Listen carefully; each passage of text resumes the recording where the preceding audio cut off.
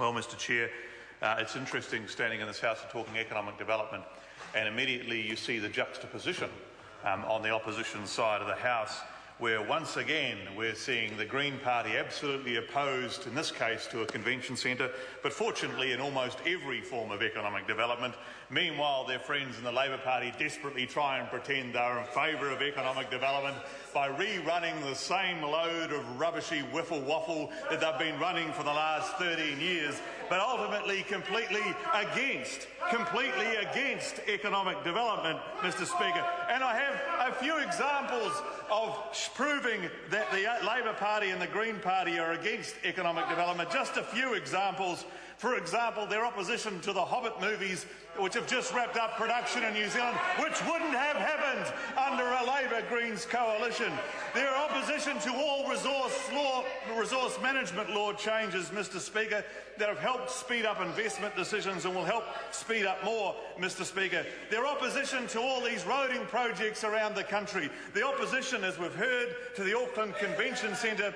The opposition to oil and gas exploration on the East Coast. The opposition to mineral resources exploration anywhere, except we're now reliably informed they have a new policy, the Labor Party, on oil and gas exploration, which is when they're in Taranaki they can talk it up, and where everywhere else they are in the country they should talk it down. That's the new policy, Mr Speaker, the double speak of the New Zealand Labor Party. If I'm in Gisborne, or if I'm in Wellington, or if I'm in Dunedin, then I'm against, but if I'm in Taranaki, then weirdly I'm in favour. That is the approach of the Labor Party. Opposing foreign investment, as we know, of all types, Mr Speaker, in New Zealand. That's the latest part for the Labor Party and the Green Party. Opposing, of course, Bathurst resources, supporting the environmental groups who are just trying to run a war of attrition against Bathurst on the coast and stop the jobs there. Opposing tax changes to encourage productive investment, Mr Speaker.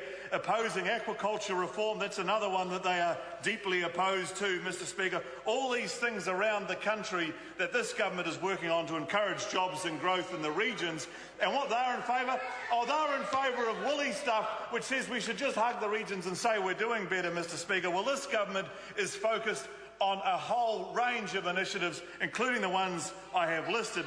And then, of course, there's the broader macroeconomic situation that the Labor Party and the Greens Party, where we're seeing this government's responsible economic management is delivering better growth than just about every country in the OECD. I see the parrot started up. Every country in the OECD, and the Labor Party are against all the initiatives. And what they would do, they would slap on a capital gains tax. They think the answer to encouraging more capital to be invested is to tax it more. Goodness knows that will work, Mr Speaker, not. And their other options are also to increase the price on businesses, the ETS and all these other things that they want to load more costs, just like they did in the last 9 years, and they haven't learned a single lesson. So they come down here, they spout the sort of rubbish about economic development, like we care, but by the way, we'd put more costs on business, we'd tax businesses more, we'd stop them doing all these things that are creating jobs in New Zealand, Mr Speaker, and we'd turn back the clock. I just want to touch on Northland, Mr Speaker, because Mr Jones doesn't appear to be able to read. And I think it's important that he knows a full list of the government's initiatives in Northland so that he can refer to them in future when he wants to talk economic growth.